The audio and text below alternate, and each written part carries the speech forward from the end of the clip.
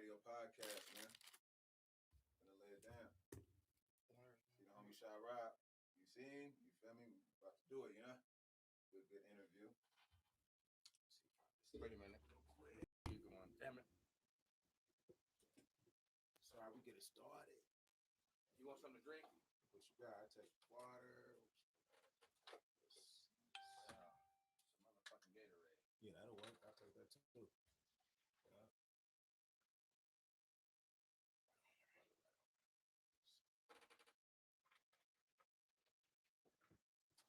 Motherfucking Gatorade.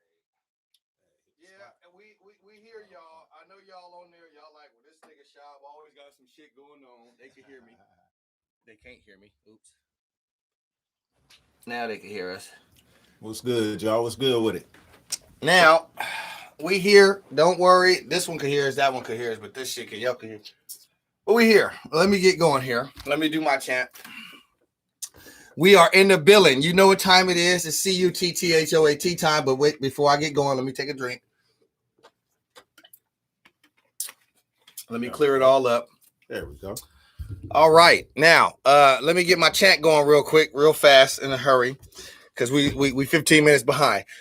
And it goes a little something like CUTTHOAT Radio Podcast. CUTTHOAT Cutthroat Radio Podcast. I said CUTTHOAT Radio Podcast. CUTTHOAT Cutthroat Radio Podcast. Thank y'all for tuning in tonight. It's CUTTHOAT, another episode of that Cutthroat Radio Podcast. And I am your host, Young Shop Rizzo. Okay, you know I'm in the building, right? I got a special guest with me tonight. Hey. Before I get into his life, his past, present, and future, and everything that he got going on, his ghetto gumbo, y'all know what y'all need to do out there. Subscribe, like, share, comment, subscribe, like, share, comment. I don't want to call y'all stupid bitches, but I will, and I am. You stupid bitches. You know what you need to do. Go over there. Stop watching us right now. Go to YouTube. Subscribe. Share it. Like it. And then comment. Show the fucking support. Let people see that we doing this shit. We are all connected. This is not just for me. You stupid bitches. Yes, sir. With further ado, my special guest tonight, Oscyi, MixtapeMayor from Vallejo. What's happening? Y'all know what I mean? What's happening? I'm glad you came in. I'm glad to be here. Man, what's cracking, brother? Long overdue, but right on time, man. Just chilling. All right. Just chilling, man. I love the energy. Yes, sir. You got so much going on. I don't know what to do, how to do it, where to go, how to start. You know what I mean? I am going to start from the beginning, though. We got to take it all the way back. Let's do it. To your childhood. We absolutely got to take it all the way back there and start from right off the rip. What is your government, and then what is your stage name, and why the stage name? Give us the government first. My government name, man. I got kind of a country name. I like it though. My real name is Devin Mac Davis. Devin Mac Davis. I'm a senior. You a senior? Yeah. And wow. The stage name Oscyi. You know what I'm saying? It started off as Osiris. This is way back in the day. It's the 90s. But okay. ODB had came out with you know what I'm saying? He was Osiris. So I switched it up from Osiris to Oscyi. Okay. But the spelling is done different. You feel me? It's Oscyi. Okay. And the reason it's an acronym, but the reason I spell it off like that is like to gauge success. Like if people could look at that and say Oscyi, just by looking at that, I know the name is catching on. That's why I left it like that. But it's an acronym. It stands for onlooker in a society capitalizing off of years of injustice, which is basically mean like. Oh, wow, that just blew my whole mind back. Like he just educated me in one name. I was young in that crack era. I remember. Wow. I remember before crack hit. You know what I mean? Did y'all hear that? Did y'all hear that over there? My dad's mom lived in L.A. Real quick, Oscyi, give it to us one more time. That acronym. Oscyi. Onlooker in a society capitalizing off of years of injustice. Damn, you got that here on Cutthroat Radio Podcast. Wow. It's some jewels already being dropped. He ain't even got going yet. This dude is really fucking deep. It's like Black Panther deep. Let's go. I remember coming up in the crack era. I remember being here, and my dad's mom lived in Southern California, in LA. So I remember going to LA. I remember how when crack came in the hood. I remember how people looked and how it was before then. You know what I mean? I can remember 82. You know what I'm saying? I was born in 76. I can remember real young. I remember when the dope started hitting too. You know what I'm saying? That was an injustice that was done on all of us. How old was you? And like say 84. Shit, I was 8 years old in 84. You know what I'm saying? Okay. So around, that's giving you a ballpark figure. Yeah. So 84, 85, 86. I remember that well. You feel me? I remember that real well. Okay. So, and that's just one example of how we as a people went through injustices because the government, you know what I'm saying? A lot of people, because of shows like Snowfall and The Wire, they're starting to understand why we went through that. But that was an injustice that we went through. Right. You know what I'm saying? And I'm through telling my story and you're saying trying to better myself instead of letting that get me caught up and stuff. I'm trying to capitalize off of what I learned through that, and that's what my name just stands for. Instead of letting things that happen to you bad, instead of letting that be your downfall, you learn from it and capitalize off of it. You know what I'm saying? Capitalize off of that. That's what we're supposed to do. You know, so and that's basically how you created that acronym and that name and everything. That's how you got that. That's phenomenal. It educated me off the rip. It gotta mean something. Absolutely. It's gotta mean something. I got a name. They called me Shab. I gave it an acronym. Shaking P shit. It was on some P shit. When you gave your acronym, you feel what I'm saying? When you gave me your acronym, I wanted to throw my acronym away. Mine didn't even mean, you know. Ain't nothing wrong with the player though, too. Though. Yeah, but no, but see, when you gave that right there from the. Wait a minute, it's right there on the thing too. My Kunisel album. When you gave me that acronym, it actually changed my train of thought. You know what I mean? Like I got a lot of questions here, but you definitely give me a vibe of a Black Panther mentality. Man. Black Panther, I'm definitely Black Panther, baby. Yes, you definitely give me the self-righteous, stand up for what you believe in, Black power to the 8th degree. It's really just a brotherhood, man. A brotherhood. That's a good way to say it. Remember when we was little? Yeah. You see somebody, you do this. Yeah. I remember that. I remember the what's up. We don't really do that. We don't do the what's up. We don't. We actually like we knew. Yeah. You my bro. I don't know you, but you my brother. What's up? Yeah. That was a brotherhood we had. Everybody on there. We're gonna get to y'all questions and all of that stuff in just a minute. Where are you originally from? I'm originally from Oakland, California. I moved out to Vallejo when I was like, I had to be like 9. I want to say like 9. Why y'all moved? Well, what it was my dad and my mom split up. Okay. My mom stayed out there and my dad came to Vallejo. Okay. My dad was like, bring my son. So okay. I was transitioning, catching bus and BART, going out there. Then by the time I think it was 7th grade, I ended up just staying in Vallejo. Okay. Any siblings? I got 3 brothers and 3 sisters. I'm the second oldest. Okay. Wow, that's amazing. I didn't even know that. And how old was you getting on BART and bus? I want to say like 9, 10. Good God, was you with parents? Nobody chaperoned you? But you got to remember back in them days. I'm finna say it. It was cool. You feel me? It was cool. It wasn't nobody mess with nobody like that. It was, you know what I'm saying? We had incidences where stuff happened, but for the most part, you'd be cool. You feel me? It was, you go mind your business, do what you're supposed to do, and you cool. Oh man, boy, I'm over here like what? Hey, I was doing a lot young though. You know okay. I mean, I had to do a lot of stuff young, bro. Did you go to school in Oakland? I did to like the 5th, 6th grade, and then after that, I came to school in Vallejo. But I moved around a lot too. I went to school in Oakley, Benicia. I had a childhood where I moved around a lot. I went to 6, 7 different schools. What's some of the schools? You ain't got to go through all of them, but what's some of the schools you went to? Howard Elementary. That was in where? Oakland, Piedmont in Oakland. I went to Solano Junior High School. You went to Solano Junior High School. What year was you over at Solano? 88, 89. This nigga said 88 and 89. Jesus Christ. This nigga throwback. That's where I met some of my first folks from the crest that I really started linking with as a kid. Yeah. Tell us about some of that. Like Sugar Wolf. You know okay. All right. Shout out Doobie. Yeah, shout out Doobie. My folks Sleep Dank. Shout out Sleep Dank. It's a lot of folks from the north that I met when I first started going to Solano. Okay. Yeah. All right. So you were around their age then. Yeah. Okay. Yeah. Hey, niggas a dinosaur up in here. Try to stay looking young though. Yeah, you did. Because I thought you was my age, honestly. I'm 38. Everybody so yeah, I thought you don't look Suge them age at all. Yeah. And they don't even honestly they don't even look, you know what I mean? Honestly, they don't even look their age. Because you'll listen to Suge and Suge will be like, man, I'm this now. And you be like, what?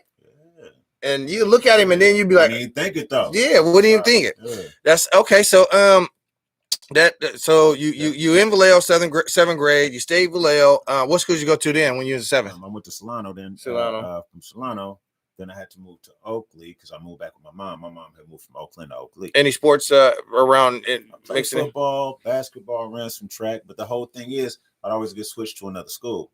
So you never got a chance to stick, not flourish. Yeah, you know what I'm saying. Once you get in good with a coach, each coach has a different personality, right? So once you get in good with that coach, I'm getting yanked. You know what I'm saying? I got to go live somewhere else now.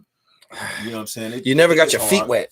Not really, not like I wanted to. Not till I got older. But that was the thing that made music my muse, because like music, me being raw at rapping, okay, it helped people gravitate towards me quickly. Okay, wait, right here. All in the moving around and everything, music comes into play. No, music been in my life. It's been in my life all my life. So my dad did music. My dad played piano since he was, I want to say 4 or 5. He had his first piano lesson. My dad passed away in 2018, December 2018. Rest in peace. But rest in peace. He always played. He always, you feel what I'm saying? Always. So it was in my, like, I could be young. My dad would be playing the piano. He'd tell me, "There, go." And he's still playing the whole song with one hand. He's playing both parts, doing that. Go do this, go in the kitchen, go turn that off if it's bub, like talking to me, like he's not even paying attention to doing it. That's amazing. My dad was always like that. I'd be sitting there like, that's amazing. Just tripping off that. So music has always been in my life. First time I went to the studio, man, he was the one that booked the session for me. You know what I'm saying? He used to come get me from preschool and take me to his sessions in the Oakland Hills in the late 70s when they had the studios at the house with the reel-to-reel. Okay. You feel what I'm saying? Where you couldn't mess up, because if you messed up, you got to start the song all the way over from the beginning. You know what I'm saying? Way back then. And I think he just seen something in me, like I like being in the studio. What was it, 4-track? He would always take me. Now they have 8 and 16. Okay. Like back then, 8 and 16 was a big deal to have at your house. That was like major. Yeah, you was doing it. Yeah, yeah, it was major. A lot of people didn't have stuff like that. Yeah. I'm from the era where you get the tissue and put it at the tape, and then do the booty. Yeah. That's where I come from. Karaoke. Yeah, definitely. Did you have any subjects in? Not to cut you off. Did you have any subjects in your schooling coming up that you stuck with as far as your favorite subjects? Man, I always said if I didn't do music, if I would have got a chance to just be, you know what I'm saying, and flourish in that, I probably would have been in sociology. I like sociology. I like studying people in different societies. Yeah, I noticed that about you. Yeah. I noticed that about you. And you do a lot of motivational speaking, I'm gonna call it. Yeah. I think a lot of people don't realize their own potential though. And I always see it in people. Okay. I think sometimes they don't see it in themselves. Okay. They're like, no, you could do that. You could do that. Come on, you could do. It's just, to me, it seems so simple because I see what they have in it. Sometimes they don't see it themselves. I'm like, I know you could do that. Okay. Yeah, absolutely. Because I look, if you will, a lot of people think it's luck. A lot of people think it's some type of God-given thing. It's just a burning desire. You want to succeed so bad. Like my inner core is deeply rooted to success. But when you want something bad enough, like you go get it. That go for any profession and anything you walk of life. We in a time right now that it's not always the most talented and the best. It's just people that's the most hungry and make it happen. Get it right. That is, I second that. I could definitely second that. If you willing to take the risk, you willing to get up off your ass, you willing to bust your ass, you willing to do whatever it is necessary to accomplish your goal without telling on a motherfucker. Yeah. Without being and this is no disrespect to the alphabet community, but without going that way, without being a bitch ass nigga, and staying solid and true to your roots. If you just stay at what you do, I think you're gonna pan out and be successful at what you do. And don't let a no stop you. You're gonna get some no's. Don't let it stop you. Don't get discouraged. The more no's you get, the closer you is to that yes that you want. So just don't let that stop you. Even if you take a break, just don't quit. Don't stop. It's funny he say that because it's a passage in both of the books. When a person stops 3 feet from gold, he dug so much. And was getting the gold. He was getting the gold, but because the gold ran out and he couldn't get no more after he dug, he stopped, sold it, and then somebody else got it, dug a little bit, and boom, 3 feet from gold. That is exactly, you don't give up. No matter how many times you get knocked down, you get back up and you keep going. Keep getting up. Wow, that's you. That's why I say you got a lot of wisdom. You got a lot of game. Did you graduate from high school? Yes, I did. What year did you graduate? 1994. What school did you graduate? I graduated from Benicia High School. Benicia High School. Honors, anything? It's 3.0 GPA. I played like 2 or 3 sports. 2 or 3 sports. And while you were at Benicia, you were writing songs, doing music, mixtapes, and all that stuff was transpiring. Tell us about it. We had a group back in the late 90s called the Chain Gang. You know what I'm saying? Who was all involved with that? It was a cat named Snake Eyes, Big Face, me, Snake Eyes, and Callieways. You know what I'm saying? It's called Callieways now. We formed it. First, we was the easygoing posse because there was a lot of us out there in Benicia that came from all over. You feel what I'm saying? There, but we just ended up there. So, you know what I'm saying? We formed our own group because we wasn't really clicking with everybody. We clicked with ourselves. And we stayed in the spot called the Villas, the Bayview Villas. It's right across the way from the middle school up there. And that was our hangout. And that's where we formed the Chain Gang. And that's where, you know what I'm saying, at high school, I started really kind of putting music out because I was always recording, but I never really put nothing out until I started rocking with the Chain back in the mid-late 90s. Okay. And how long did that last? Ooh, I want to say we was together like about 5 years. Huh. Yeah, we ended up mixtapes. Yes, but no, we was actually doing actual cassettes. We was putting out cassettes back in the day. And then from that, what was you recording at? You had a studio. Y'all had a studio. Big Face had a studio in his house. He kind of did the tape deck to tape deck. You feel what I'm saying? But that was big back then. Yeah, you know yeah, absolutely. What year was that? It's like 90. I want to say like 93 when we first started really getting down, like 92, 93, somewhere around there. He was only 16. So I was kind of just amazed he had a studio in his house. Like back then, I can count on my hand how many cats that was 16 that actually had studios in their house. Everybody didn't have studios like that back then. In the early mid 90s. You had to be a One Thing or a Elite, somebody like that, or a A1. See, late 90s, early 2000s. That's when we was back on One Thing. You feel me? Yeah, see, I was John Rufus. He in the building here. Is he? Yeah, he in the building here. He on the second floor around the Wayway. Hey, he got stuff. Cannabis Club like 1998. Wow, tell us about that. Yeah, me, him, and Snake Eyes. We had this group called Cannabis Club. We put out like 2 singles. We did a whole bunch of stuff, but me and Snake Eyes ended up signing another contract and going to Atlanta off that. And then John Rufus didn't. I'm not sure what he did after that. He stayed down like 4 flats to a Cadillac. Yeah. He just was grinding. Texas or something like that. Yeah, he had moved out of California. He moved because he had. I think he was doing something. We had a cool group like. Time we had a group called Cannabis Club, you know what I'm saying? Like they got cannabis clubs now. This was 98, you feel me? 97, 98. Straight just came home. Okay. Yeah. So it's like, but after that, I went me and Snake Eyes ended up going to Atlanta. And then that's when One Thing it did whatever he did. I think he went to Texas or wherever he went, and I lost contact with him. I found him again through social media. But when you got to Atlanta, what happened out there? What, you got a deal or something? Yeah, we ended up putting something together and had a little deal. And I came back and my CEO ended up getting caught up in some, you know what I'm saying, some things of the street nature. So I had to, after that, I had to come back and figure out what I was going to do. That's when I started putting out my own projects. Okay. So, okay. When they tell you it's a whole, you know. When did you start taking music seriously? When did I start? Like when I figured, yeah, I'm gonna start. This is what I'm gonna start doing. I say like when I put my first solo project out, like 2000, I was like 2001, 2002. I want to say. Okay. Where I could really because I went and bought a little CD burner. You know what I'm saying? It was only burning like 1 CD, but I would burn like 25 a day. And say, let me get out here and try and sell like half of these or sell all of these. What was you selling them at? Just all around Vallejo.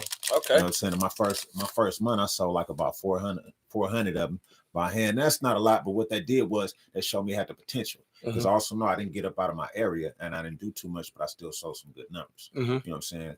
So my whole thing was like, okay, let me try and stay on the independent level and figure out how to do this independent, because I've seen a lot of cats before that go out and kind of, I don't want to say they got jerked, but I didn't like the numbers they was getting. You know what I'm saying? Did you do any consignment? I used to do a few consignments with a few stores. You know what I'm saying? Put stuff in stores. What's some of the stores you went to? Old school Rasputin's and Amoeba and a few mom and pops. What's some of the moms and pops? I used to put them at smoke shops, like the old school smoke shop. I forget the name of some. You know, smoke shop? Would you ever? And you know, right there on Tuolumne, by the Only Skin Deep tattoo shop. Nah, not nothing for sale. I used to put flyers in there though. I used to see you. I used to see Mr. Amper. There used to be a few people I would see, like I put my CDs in smoke shops. You feel me? And that's how I got to start knowing cats that I didn't know. You feel me? So I'm like, damn, this dude in every motherfucking store I'm going to. Okay, he doing his thing. You feel me? That was my thing, just to, you know what I'm saying? Be like, okay, that's that time I miss. What we got? Gummy bear. Take some. I missed them putting your CDs in the smoke shops, in the stores. You know what I'm saying? Even if you had your folks go in there and go get them and whatnot, and you know what I'm saying, that CD money was good, but it was fun. Find out that merch money is just like the clothes and all of that. It's just to me, it's like the same. You know what I'm saying? Or even better. Yeah. Because it moves faster than we got the internet a lot better than it was in 2005 too. Though. Yeah. MySpace was back then. I used to love MySpace though. MySpace was fun Black back then. Planet MySpace. Yeah, you could put 4 songs on MySpace, a couple of pictures and all of that. I was knocking dirty ones off of MySpace. I was cleaning up on MySpace. Yeah. I ain't gonna go back up. I was having fun. That was something else. I said, okay, so you told me about when you put your mixtape out. What was it? What was that year again? One more time. 2002. And what was the name of the mixtape? Actually, the first project I put out was called "Welcome to My World," and that ended up not coming out. So I ended up putting out in 2001. Before I put the mixtapes out, the first project I did was "Pronounce It Oscyi." That was the first one I told you I put out. It sold like about 300. Okay. Then I did another one, "Circumstantial Evidence." And that just was around Vallejo. Yeah. Okay. And then I did another. I drew that album cover, everything. I still got a copy of it. I believe it came at the end of 2001. Wow. He drew the album cover. I did another project called Circumstantial Evidence, and I did another project called Point Blank. So I kind of got my feet wet. I did 3 projects. I'm starting to get a feel of how I want to put out. That's when I started doing mixtapes. Really, because I ran out of producers that I wanted to really work with in abundance. And in the course of going to Amoeba and Rasputin's, they would have these CDs that they sell with just beats. Like you can go get whoever beats. You go get beats 50 Cent rapped on. You'll go get beats Eminem rapped on. Now it's just you go get like 30 beats on there for like $5. The CD be $5.99. You feel me? So I take it. I'll rip a few beats off here, rip a few beats off there. So after a while, I just started putting out mixtapes because I seen that was what was going on. Other cats was doing it, and I was liking the beats anyway. So I just decided to start putting them out. And that was pretty good. And as far as getting my name out there and getting known, and after that, I start renting out my own venues and start doing shows and inviting my folks to get on the shows with me, like in Stack and Davis and Spice a little further up North Hill.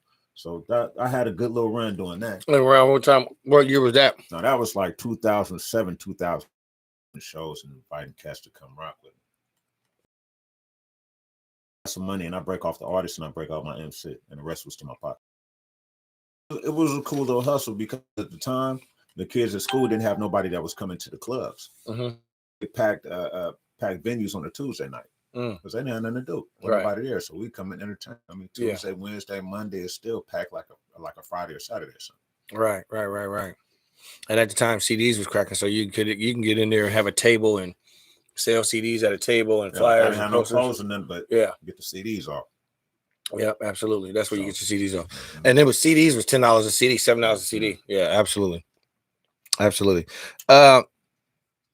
What do you consider your music genre of? What classification of genre of music do you consider your music as?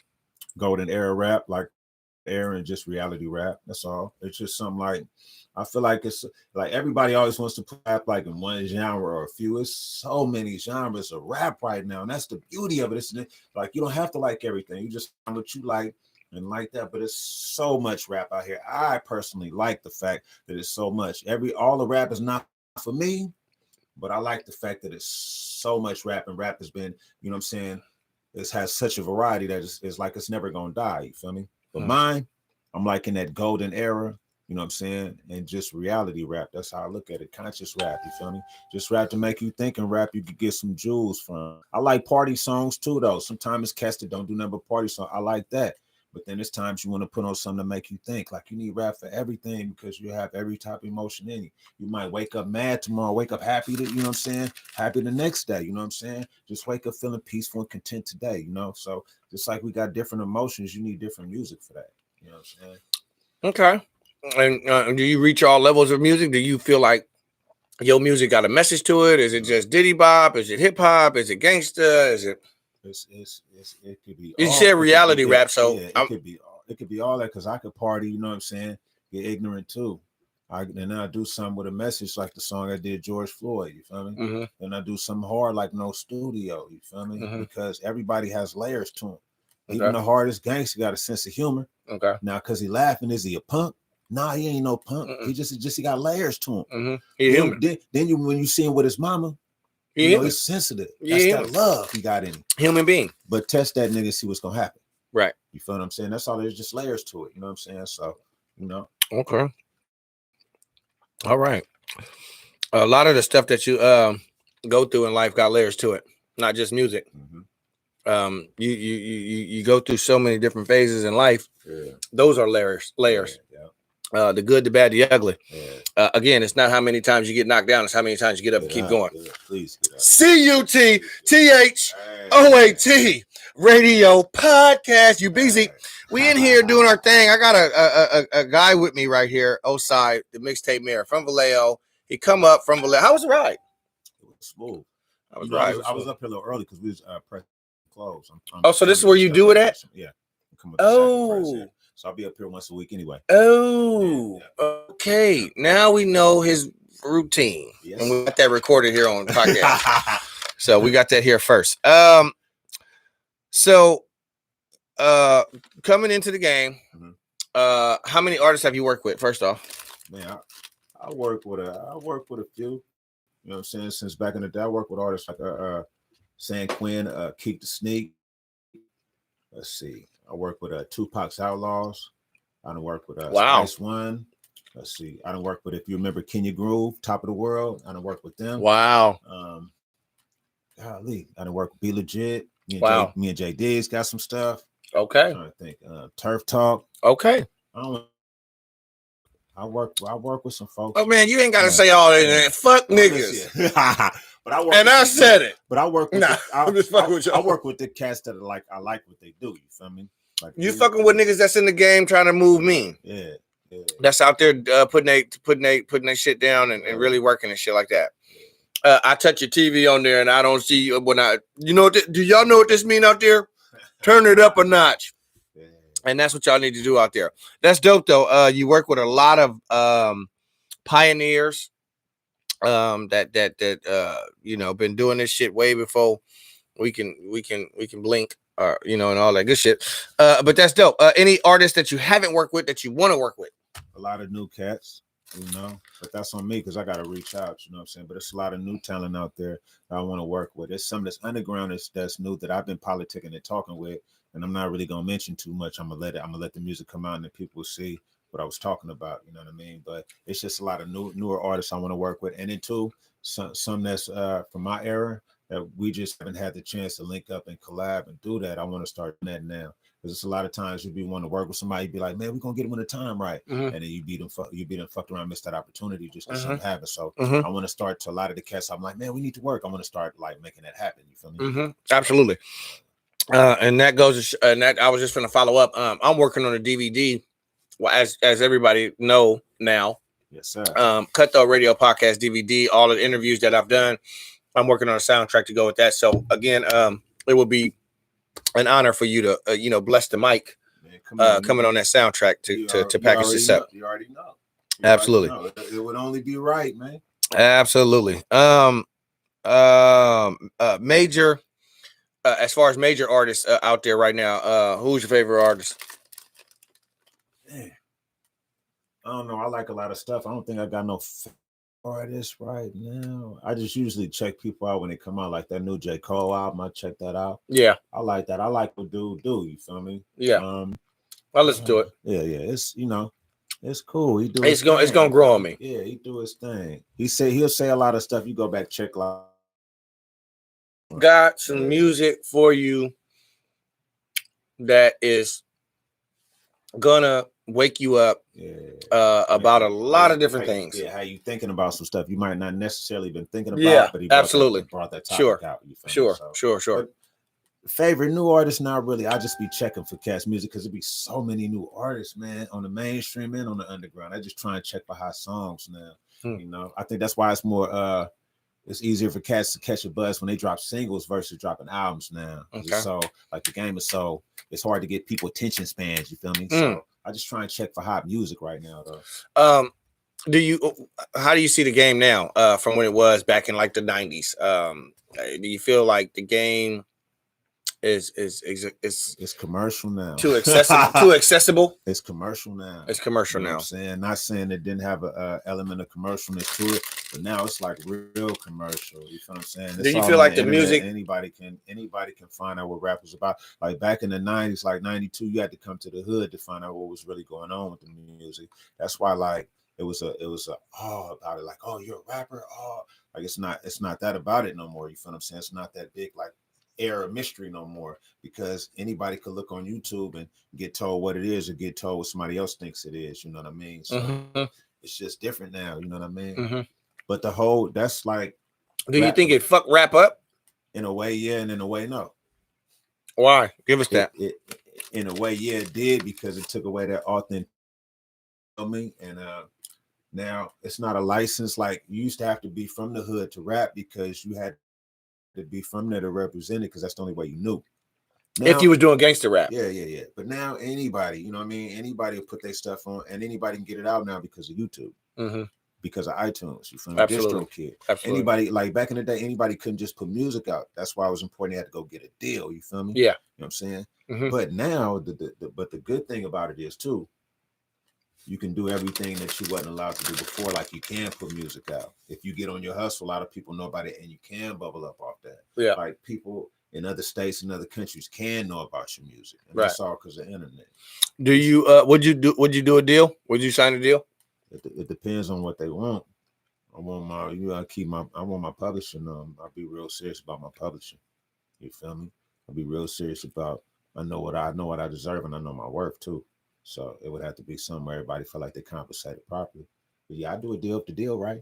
But see, the whole thing is I know what I'm worth, and I know what I deserve too. So they got to come with the bag. You feel me? Plus, you got to understand it ain't just music; it's merch, all type of stuff. So yeah, you know what I'm saying. You know what I'm saying. It'll behoove anybody, but then too, like I say, everything got to be right. Who haven't you worked with in the Bay Area that you feel like you want to work with? I don't know, because it's a lot of like underground cats that I want to work with. Not really major cats, but I'm open to work with anybody that's really doing their thing and really serious about it. I want to work with underground cats that push their music. Okay. You know what I'm saying? So that way, fair enough. Whatever we do is gonna get a good buzz. That's fair. You know what I'm saying? So my main thing is just anybody that's like, when we sit down and talk about doing the music, not just talk about doing the music, talk about how we're gonna push it, what type of budget we're gonna put into it, what the marketing planning, all that. If we're gonna put some merch with it so we can make some money in that way. I want to talk to people that's gonna do some stuff so we'll start building, you know, because everybody talking, man, let's do a song, man, let's drop the video, put out, and then when it don't do no numbers, they leave it alone. It's kind of like we kind of did that for nothing, and that's cool. But I want to just link with people that's really, because that's how you build. You feel me? Absolutely. Yeah. Sure. In the last, I don't know, 5 years, how many mixtapes have you put out? Ooh, since 2015. You know, I do projects mixed with mixtapes too. So let's say I did. I want to say I did like 4 or 5 projects. Count EPs, mixtapes, all that type of stuff. I say like the last 5 years, I did 4 or 5 projects. Okay. And I think only one of them was a mixtape. The rest of them was like actual EPs and with original beats and stuff. Who is your top favorite artist of all time? The top 10. Top 10? Top 10. Give us top 10 of all time. Independent, major. Give us top 10. Yeah, I know. I'll put you on the street. I'll put you on blast. My favorite MC of all time is Rakim. Okay, Rakim is first and foremost. You got to give me Rakim. And this is just my list. People gonna be like, "It's your list. This ain't nobody's list. It's your list." I gotta get my fuck Coogee them rap niggas. In there. Coogee rap. Okay. Coogee rap in there. That's true. You gotta give me my, you know what I'm saying, Mr. Who brought it from the 4 and 5. You gotta give me Richie Rich. Richie Rich. You know what I'm saying? You're gonna have to give me some Pac in there. 4. You know what I'm saying? I need Sebo. 5. You feel what I'm saying? Because that's the one that really put Sack on the map for me. You got 5 left. You feel what I'm saying? Okay. You got to give me Trey D. Trey D? Yeah. Let me do the Drake on Breakfast Club. Trey D. But do you hear how he analyze how he breaks down 16s though? No, but I listen to it. Actually, I listen to Trey D interviews. Cold game. Yeah. Cold game. But like so I mean, I can deal with it. Like the content of what he done said. This is your thing. I just was doing a funny little, the Drake. You know how he did on the Breakfast Club. Soldier Boy. I usually do top 5. I don't do top 10. Come on, give me. I can get 6. That's 6. Trey D was 6. I only got 5. Okay. And this is not an order from 1 to 10. You got to just give us the number. Scarface. Okay. What we on? That was 8. 7. That's 7. What I need. Give me Jay-Z. 8. We get Hove in there. Hove. Let's see. It's The Rock. And like I said, no particular order. You got to give me Seagram.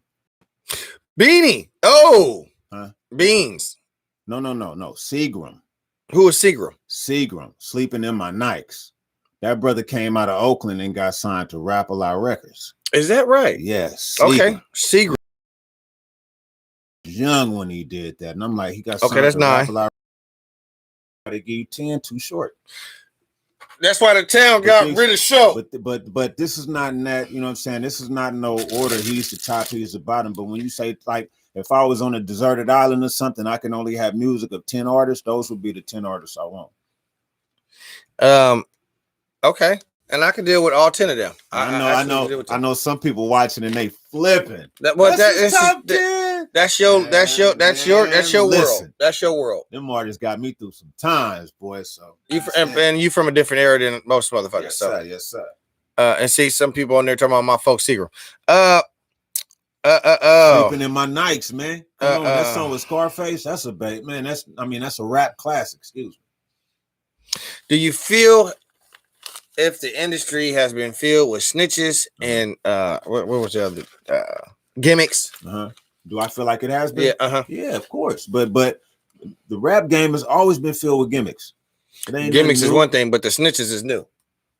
Yeah, but here's the thing. I'm talking about the glorifying the snitch thing. Yeah, that's weird to me. That shit right there is crazy. Weird. I'm from the old school. Okay. And stuff like that is weird to me. Okay. The whole thing is don't glorify snitching. That's why I was mad at T-Pain when he said he would have snitched so hard. Yeah. Don't tell nobody you go snitch so hard. Tell them if they're not meant for that, don't get into that game. Yeah. Say some shit like that. Don't tell nobody to do nothing wrong. Yeah. Prevent them from doing something they can't handle. You know what I mean? Right.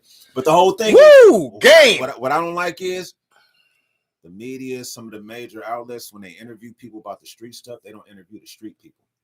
That's and then how you gonna get it? Like if you want to talk about medicine, you go interview a doctor. Right. You feel what I'm saying? Absolutely. You want to talk about law, you're gonna interview a lawyer. Absolutely. So if you want to know about street stuff, let's go talk to people about the street stuff. I'll tell you real. If you're not built for that life and you're gonna snitch, don't get involved. And that's what they used to say. If you can't do the time, don't do the crime. If you can't do the time, don't do the crime. They didn't say if you can't do the time, snitch. They said if you can't do the time, don't do the crime. And that should still apply. If you can't handle what you got to do, don't get involved in it. And for those out there that told or telling and gonna tell, cool. I hope you rot in hell. I really do.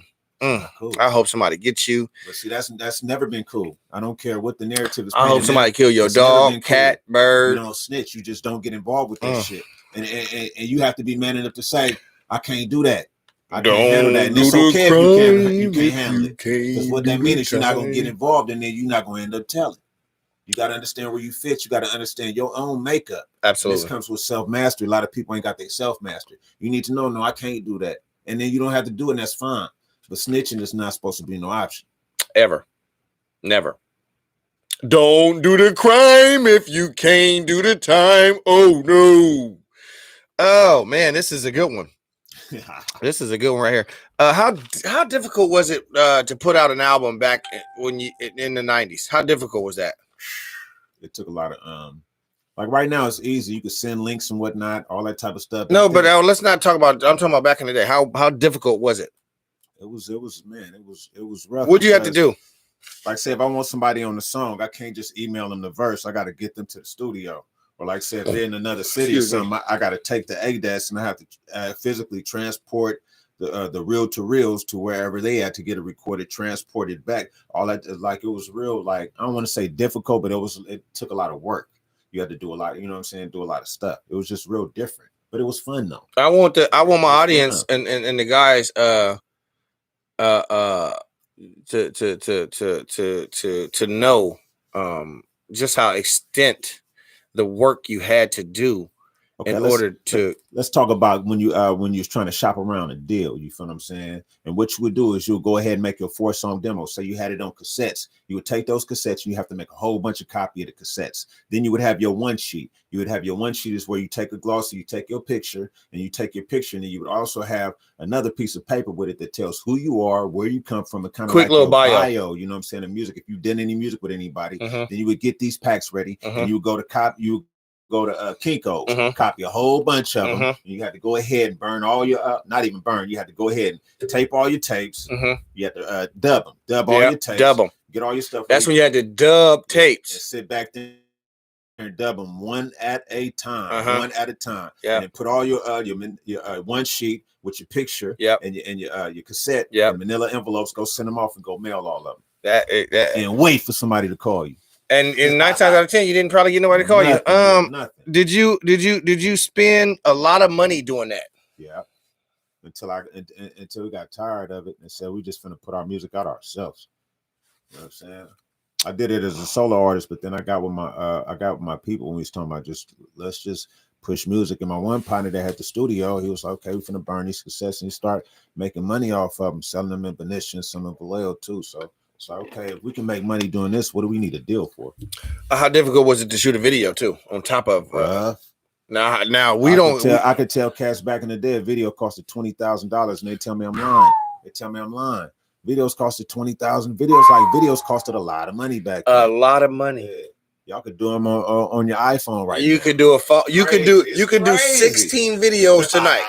Right now, me and him can shoot 9 videos right now. Right now. Back in the day, if you wanted to shoot a video, it costed some, and I'm talking about a good video. That's why back in the day, like if you had a video and you told people, like people came out, people came out.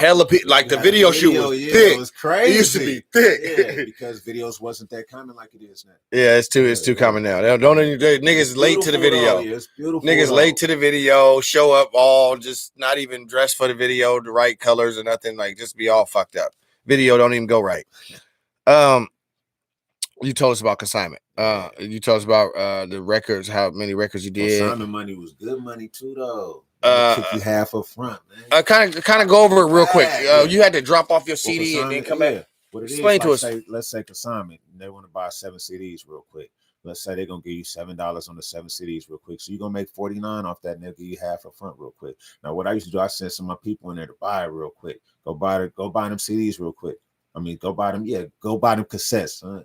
Y'all got to excuse us. CDs and cassettes, because you throw back. You you're a dinosaur. We know it. But then they'll be like, man, I call them. Like when I know the CDs and when I know the cassettes are gone, I know my units is gone. Y'all got some more. Next time I come up there, they're gonna buy them flat out. You feel what I'm saying? It just I get my other half and I give them the CD. They're gonna give me all my money right there. Because you knew they knew it's gonna sell. It was kind of like a Master P thing, if you will. But all I did was, people in the area where the store was, if they wanted a copy of the new project, I just send them to the store. Like, I'm not out there, but go buy it. Even if I was out there, I tell them, I'm not out here, but go buy it. You feel what I'm saying? Yeah, and a lot of the times, because I did Cooney Seller or something like that, I would put Cooney Seller in the store, 10 copies, and then I would turn around and give somebody the money because I just sold some dope or some pussy or something, and go buy all 10 copies. You know what I mean? Yeah. And get the sound scan or check it. So I mean, I did a lot of the hustling too. And this was after Dre died, because when Dre died, before Dre died, I would get the CDs from or take them to Saeed. I would get a box of CDs, whatever album Dre released. I would go to Saeed, Rasputin's in Richmond, and I would get my bread that way. Rasputin's in Richmond. Oh yeah, down the street from Blondie's in them. The pizza place. A lot of people don't know about Blondie's in them. Where do you see yourself as an artist 5 to 10 years from now? Helping the younger generation. Right on. Just helping like cats that might got the creativity but don't understand which direction to go in. I could help them a little bit like that. You say you do music for, I'm sorry, what'd you say? I just want to help cats. I just want to help the next generation. Okay. And I'm all there with you. I'm right there with you. You say you do music for the love and not for money. Will you ever do it for money? I mean, the money is definitely, you know what I'm saying, a nice bonus, but my thing is like, money's not the motivation. You know what I'm saying? I'm motivated to do this music because I love it. You know what I'm saying? But I don't want people to, you know what I'm saying, take the analogy like starving artists and think that's what it is. Nah, the money will come with it. My whole thing is that's not what drives me. Well, I'm a starving artist. I'm a starving artist. So you can give me my money. I'm gonna take it too, though. Look, I want my money. But you know, we motivated off those to do it for a long time. We just motivated off the love. Now, I still will write a rap and sit back like, damn, you know what I mean? I want my money. Yeah, I want the money too, though. Man, that's dope. How many podcasts interviews have you done so far since the pandemic and everything? I think I've done like about excuse me. I've done like about 6 or 7, I think. Okay. 6 or 7. All right. Anything you kind of get out of this podcast here? Yeah, you know, I'm receiving the love, you feel me? Right. And just getting to spread my word to more people out there. And that's what I always like to do, because it's always people that, like, whenever I do an interview, like, it'll be somebody that hit me back like, I wasn't up on you until I watched you on Doo-Doo-Doo. Now I follow you. I wouldn't listen to your music. You know what I'm saying? And from every interview, I always get like a person or a few people. And I have come to appreciate that. It's like people, like, for whatever reason, something had brought them to that interview. You know what I'm saying? Because I won't know what it is. That was my first time on that podcast. But from that, now I gain a fan, or I gain somebody that's starting to like my music, or, you know, or a few people. So it's, in that way, it's good to just get that brand out there and then get me and my music out there. And I get to just share my music and my message with more people, even if it's like 2 or 3 people at a time. You know what I'm saying? That's my thing. Just to touch, like with me, I'm always happy if I could touch one person with my music. You know what I mean? Sure. Touch like 2 people, got it right there. Definitely. That's who was meant to get it. Because usually the people that I get to get on my music, like, they become lifelong fans. Like, I've got fans that was fans from when I dropped Still on Sonoma Boulevard 2012, and still like, I lost you on this page, and they'll come like physically find me on social media. You feel me? Just because they were such a fan of that project I dropped 9 years ago. You feel me? So anytime I get to get out and I get new people to get engaged with what I do and really get into it, like, I know I got somebody else that's coming along with me, because it's like, I'm doing this music for them to associate with it, for them to come back like, blood, that shit touched my heart, nigga, or this song got me through this. Absolutely. You feel what I'm saying? Absolutely. To me, that makes me feel like I'm doing what I'm supposed to do with the music as an artist. Yeah, like really helping people get along, because it's so many people that did music that did that for me. Absolutely. I was like, I don't know where I would have been if I didn't have that song at that time. And for me to turn around and know that I'm doing that for people, it's like a great feeling. You know what I mean? Man, it's definitely a inspirational impulse. Yes, that's for sure. Doing it, you know? For sure. I mean, you know, when I do what I do for people, you know, a lot of stuff that I do for people, it's definitely a smile on your face. Family orientated. You got any kids? Oh, yeah, I got 2 kids. Are they involved in music as well? No. My daughter, she like a little producing. I don't think she's gonna do that though. My son's into sports. Okay. My son like video games and sports. My son was like, who the oldest? My son is. Okay. Yeah. He'd hear my music and he just laugh, you know what I'm saying? Because it's like, that's, you know, to him it's kind of funny. You know, my son is into sports. My daughter, she's into video games like Nintendo Switch, you know what I mean? Okay. And they don't do the music. I'm kind of glad they don't, because music has took it just a different twist than when I fell in love with it. Right. So kind of, you know, it's okay for them not to engage. Do other things. You feel me? But it's other things that they get their interest. So and with that being said, are you heavily into their life, or are you yeah. School and everything? How old are they? My daughter, my son, he's gonna be 19 this year. Oh, okay. My daughter will be 12 this year. Okay. That's what's up. You got some grown-ups. Yeah. Are still involved with the mom or no? Not involved. No, we don't deal with each other like that. But we, you know what I'm saying, co-parent and everything's cool. Yeah. Like, no, still involved. No. Yeah. Are you in a relationship now, or? Get out. He didn't want to. New music coming soon. Get out. He didn't want to say nothing. Okay. Have you been paying attention to the trial of Derek Chauvin?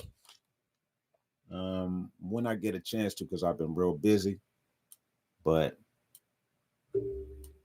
Anybody that knows me know how I feel about the judicial system in this country, man. Okay, spill it. Give us the thoughts. It's just the fact that it's always two sets of things that happen. You feel me? It's two sets of circumstances that happen. Like two different people can go through two different things and get two different results, although they did the same thing. You feel me? And there's a lot of things in this country that need to get changed so everybody can be treated equally. Oh, we dealing with racism, bigotry, black, white, segregation, Jim Crow, all that. What kills me is we're to the point 2021 that everybody knows what's going on. So we don't even need to act like we don't. We just need to fix it. Everybody knows what the problem is. Everybody knows. Like anyone that says they don't know and want to act ignorant, we like know they're acting because everybody's seen it. Mm-hmm. So all we need to do is fix it now. Like can't nobody deny.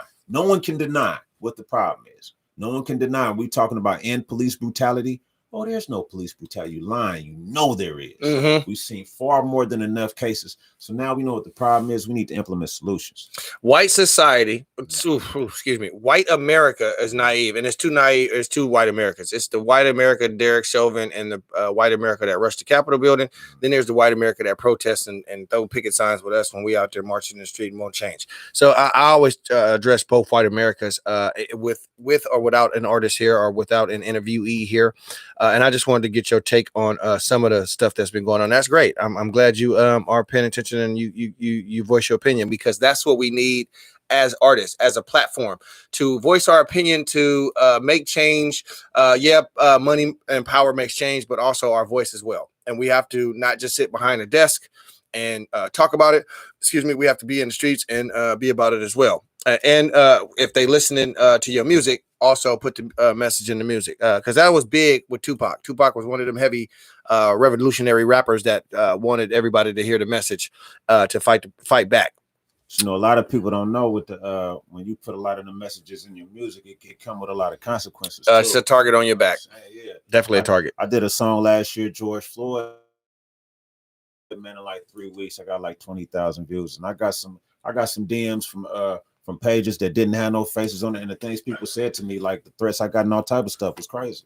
Yeah, even some of my people was like acting like I'm trying to profit off his death and everything. Like it was crazy. But the whole thing is, all I just wanted to do was state how wrong it was that what happened to that brother happened to that brother. And you know what I'm saying? And it's the same thing since Rodney King. So that's why I want to do a song like George Floyd. You feel me? Well, I listened to that song, and then it's a lot of different songs that I wrote, and I be expressing about what happened to Ma'Khia Brown, and Andrew Brown, they killed Andrew Brown. The list goes on and on. And that's the problem.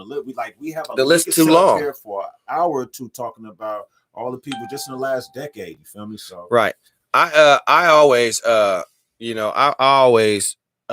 deliver something in my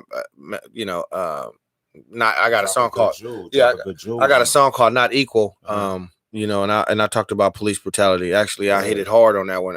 And it's just stuff like that I noticed that you do as well out there. And is there anything before we get out here, because we getting ready to run out of time? It's always the good conversations that always got to run, fast. And it's all good because we can get you back in here and we can definitely talk some more and get personal. Round two, most definitely. Absolutely. What do you want to tell the younger generation growing up now, coming into the entertainment business? If you don't know your way, don't worry about it. That's all right. You don't got to know your way. You feel what I'm saying? Just don't give up. And then while you in it, try and find out what you're trying to do. Try and find out how you're going to make an impact. Try and find out as an artist how you're going to be different than all these other artists. You know what I'm saying? You don't got to know it from the jump. You know what I'm saying? You can get in it and figure it out. You know what I mean? So don't let not knowing where you want to go discourage you. You feel me? Just keep, like we said, you fall down, get up. You feel me? You'll get it. Just stay at it and don't give up. Absolutely. And I'm so glad he came up here to talk about his past, present, and future. Any new music coming out soon that we should be expecting and checking for? I was going to drop the single, but I was going to drop the whole little EP, but I'm just going to drop the single titled My City. It's coming out May the 27th. I got it through United Masters Distribution. So it's going to be on iTunes. It's going to be on Spotify. You'll be able to hear it on YouTube. And I think Apple Music too. So, any shout outs to your fans out there? Anybody you want to, specifically talk to? All I want to say, everybody just rocking with Oscyi and this Oscyi Clothing Co. I want to say thank you. That's what's up. Anybody rocking with the music, I want to say thank you. You watching and sharing the videos, you sharing the posts I do with the clothing, telling people to fuck with me. Thank you. I thank you. It's a lot of y'all out there that I see that got that Oscyi clothing, man. Go check that out, Oscyi clothing. It's over there at Oscyi. What is it? Oscyi.com? Nah, you just go, man. Hit me on my Instagram, hit me on my Facebook, DM me, and then I'll give you all the information you need to order what you want to order. And there you have it. If you go to his DM and his Facebook Messenger, you'll get all the information you need. You can come to me and I'll get you over there as well. Before we get out of here, you know me, I gotta do my little promotion. CUTTHOAT Radio Podcast. I said CUTTHOAT, a Cutthroat Radio Podcast. I said the CUTTHOAT Radio Podcast. CUTTHOAT Cutthroat Radio Podcast. Hey! Thank y'all for tuning in tonight. I had a great time with you, Oscyi. The Mixtape Mayor, he been putting out mixtapes and got the clothing line and all of this good stuff got going on, man. It is good to get some game from him. He got a lot of wisdom. He got a lot of knowledge. He is out there. If y'all want to get in contact with him, shoot over to his Facebook, shoot over to his Instagram, and you can get all of that stuff over there. I got some night bars available right now for you guys. You can get the Fruity Pebble, you can get the Chocolate S'more, you can get the Blue Magic right here available. I'm about to get one of them Fruity Pebbles. I got this one available for him. Blast off. I'm giving him this one right here. This one is he walking out of here with this one, so I'm gonna go ahead and give him that one. I'm waiting till I get to the house and wrap this though, because I know what tonight's gonna be like. That's over for you when you eat that. It's over. CUTTHOAT. I am Shy Rizzo. This is Oscyi, the Mixtape Mayor. We are signing off. You BZ Cutthroatish bitch. Y'all know what I'm about to get ready to do. Yes, sir. Hell yeah, that's what's up. Yeah, that was a good one, my brother. That was a good one. Yeah, that's what's up. Yeah.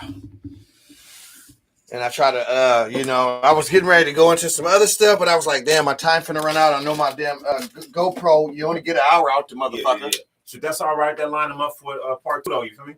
And there's some good stuff they gonna get out of that anyway. Yeah. I got enough, guy. Can't give it out to them up front. You're gonna hook them up. Okay, cool. Got you on there. You good to go there? I got you on everything. I ain't got no more weed. God damn it. Should be like that. I got like shit. After going to the house or something to the mall. I know, I'm finna ride and get me some weed. I've been running out there. I'm ready to go out, take these shoes off. Pick up on them. You stay in Vallejo, right? Shit, I'm staying in Stockton right now, man. Oh, that's where you been at? Yeah. Oh, I've been out there since like the beginning of this year, bro. Okay, I got a little breezy that was on here. Ashley, she was like, "I made it." She said, "I'm 2 for 2 for a show." She been trying to get to my show for the longest. I got individual fans that be trying to get over here.